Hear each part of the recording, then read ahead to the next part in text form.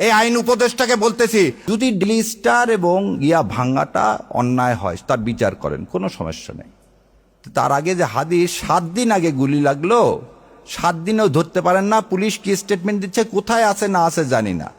আপনি 54-এ আপনি কিভাবে মানুষকে ধরতেছেন? আপনি তো কথা দিলেন। এই আইন উপদেষ্টাকে বলতেছি, আপনি 54-এ ধরতে পারেন, তাহলে আপনার এক্স ওয়াইফকে ধরেন না কেন? সে মৃত্যুদণ্ড ঘোষণা করতেছে আমাদের, আপনার কানে ঢোকে না? বেঈমান কোথাকার! হাতির রক্তের সাথে বেঈমানি করে আপনি 54 প্রয়োগ করে আবার সেই কি করতেছেন, দাড়ি টুপি আলাদা ধরতেছেন।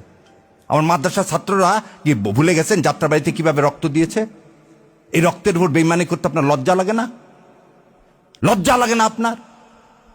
এবার আসেন, ধরে নিলাম তর্কের খাতিরে যে বাংলা এডিশনের প্রতিষ্ঠাতাকে ইলিয়াস ভাই, ধরে নিলাম তিনি প্রভোকেটেড করছেন, তিনি করার জন্য এই বিল্ডিং ভেঙে দিছে কেউ, খুব ভালো কথা। তার জন্য ইলিয়াস ভাইয়ের কি করছেন, পার্সোনাল ফেসবুক বন্ধ করে দিচ্ছেন। ইলিয়াস ভাইয়ের বিরুদ্ধে আপনি দেন, বাংলা এডিশন ইলিয়াস কি পরিচালনা করে, সেজন্য বাংলা এডিশন বন্ধ করবেন? তাহলে এবারে বলেন আপনি। মাত্র 30% টাকায় জমির মালিক হয়ে নতুন বাংলাদেশের গড়ে তোলার স্বপ্ন দেখা বাংলা বসতি। যে চ্যানেল 24-এর মালিক এই হামিম গ্রুপের, সে বলল প্রথমত হাসিনাকে চায়, দ্বিতীয়ত হাসিনাকে চায়, শেষ পর্যন্ত হাসিনাকে চায়। তখন কানের মধ্যে জানিয়ে কথাগুলো বাটপারগুলো জাতির সাথে বেইমানি করেন। মজা দেখতে আসছেন না? আর কত রক্ত চান? লজ্জা লাগে না নিজের সন্তানদের এইভাবে বিলীন করে দিতে, দেশের সার্বভৌমত্ব বিলীন করে দিতে? তাহলে যখন যমুনা টিভিতে আমি প্রতিবাদ করলাম, তখন খুব গায়ে লেগে গেল না, ফসকে লেগে গেল না? যমুনা টিভির মালিককে এখন এত কিছু করতে পারেন 54-এ, জাতীয় পার্টিকে নিষিদ্ধ করতে পারেন না? যে জাতীয় পার্টি গত 3 বার এই আওয়ামী লীগ এই ভারতীয় আধিপত্যবাদকে সমর্থন করছেন, কিভাবে দেখেন? তার চেয়ারম্যান ইন্ডিয়া থেকে এসে বলে কি, ইন্ডিয়ার অনুমতি ছাড়া আমি কিছু বলতে পারবো না। ভুলে গেছেন আপনারা?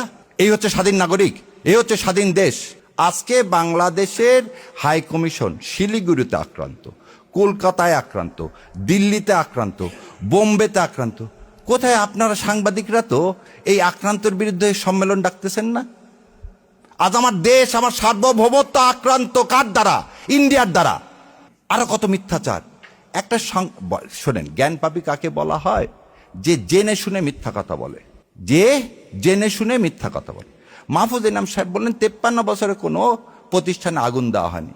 তাহলে উনি অন্ধ, নাহলে ওনার সেদিন চশমা ছিল না যেদিন নয়াদিগন্তে আগুন দিছে 12 বছর আগে।